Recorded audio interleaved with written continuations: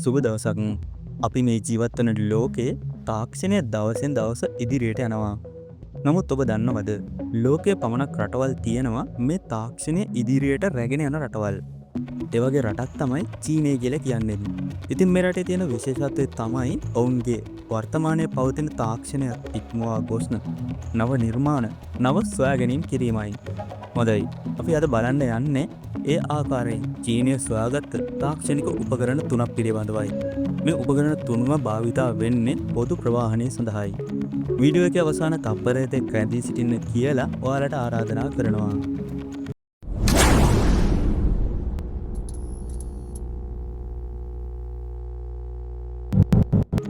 අංක 1 Unmanned Aerial Train 2023 සැප්තැම්බර් මාස 26 වන දින චීනය විසින් ලෝකයට හඳුන්වා දුන් රියදුරන් රහිත ගුවන් පාලම් මත ගමන් කරන මේ ට්‍රේන් එකේ මගින් 200 දෙනෙකුට පමණ ගමන් කිරීමට හැකි වෙනවා. ඒ වගේම මේ ට්‍රේන් එකේ වේගය පැයට කිලෝමීටර් 60ක් වෙනවා. මේ ට්‍රේන් එකේ සියලුම කාර්යයන් ඒ කියන්නේ අදාළ ස්ථානය වෙත ධාවනය, දොරවල් විවෘත කිරීම, මුදල් අය කිරීම මේ සියල්ල සිදුවන්නේ මිනිස් මැදිහත් වීමකින් තොරව යන්ත්‍ර උපකරණ මගිනුයි. ඒ වගේම තමයි මේ ට්‍රේන් එකේ ගමන් කරන මගීන්ට ඊටම සුන්දර අත්දැකීමක් ගැනීමට හැකි වෙනවා. ඒ තමයි මේ ට්‍රේන් එකේ තියෙන ට්‍රාන්ස්පරන්ට් ග්ලාස් ෆ්ලෝ පැනල් එක හරහා ඉහළ සිට පහළ ස්ථාන දැක ගැනීමට හැකියීමයි. චීනය පවසන ආකාරයට මාර්ග තදබදය අවම කර ගැනීම, අනතුරු අවම කර ගැනීමත් අරමුණු කරගෙන තමයි මේ ඒරියල් ට්‍රේන් එක නිෂ්පාදනය කරලා තියෙන්නේ. අංක 2 EHang 216S. චීනයේ EHang කියන සමාගම විසින් 2024 අප්‍රේල් මාසයේ රියදුරන් රහිත ගුවන් රථයක් හඳුන්වා දෙනවා. මේ ඩ්‍රෝන් ටැක්සි ලෙසත් හඳුන්වනවා. මෙහි වේගය පැයට කිලෝමීටර් 130ක් වන අතර ධාවනයේ සිට ගමනාන්තයේ තෙක් සියලු කටයුතු සිදු කරන්නේ යන්ත්‍ර උපකරණයි. ඒ වගේම එක් රථයක මගින් දෙදෙනෙකුට ගමන් කිරීමටත් හැකියාව පවතිනවා. මේ ගමනාන්ත දුර වෙන්නේ කිලෝමීටර් 3ක් පමණයි.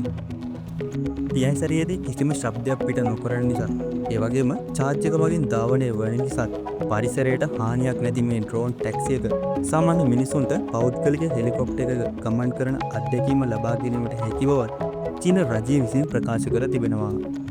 අංක 3 ලේසරෙත් LMV 496. පියාසර කළ හැකි මෝටර් බයික් එකක් කිව්වම අපිට මතක් වෙන්නේ ඇතම් චිත්‍රපට දර්ශනයි.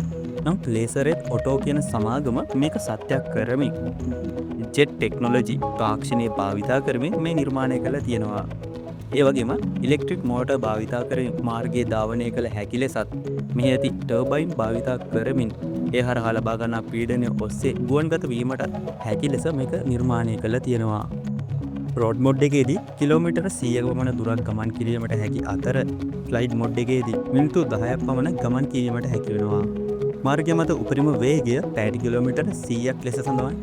පැයට කිලෝමීටර් 100ක් ලෙස තමයි සටහන් වෙන්නේ. ඒ වගේම මෙහි නිෂ්පාදනය ඒකක 5කට සීමා වෙලා තියෙනවා.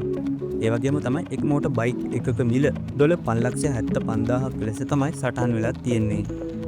මේ වගේ දියුණු තාක්ෂණයක් අත්‍යවශ්‍යම රටක් තමයි අපේ ශ්‍රී ලංකාව කියන්නේ. ඒකට හේතුව තමයි දිනෙන් දින ඉහළ යන මාර්ග අනතුරු. නමුත් අපි වගේ සංවර්ධනයේ වෙමින් පවතින රටකට මේ වගේ තාක්ෂණයක් එන්න නම් තවත් බොහෝ කාලයක් ගත වෙනවා. මේ ගැන ඔයාලගේ අදහසක් පහලින් කමෙන්ට් කරන්න කියලා මතක් කරන ගමන් අදට අපි සමුගන්නවා. ඔබට සුබ දවසක්.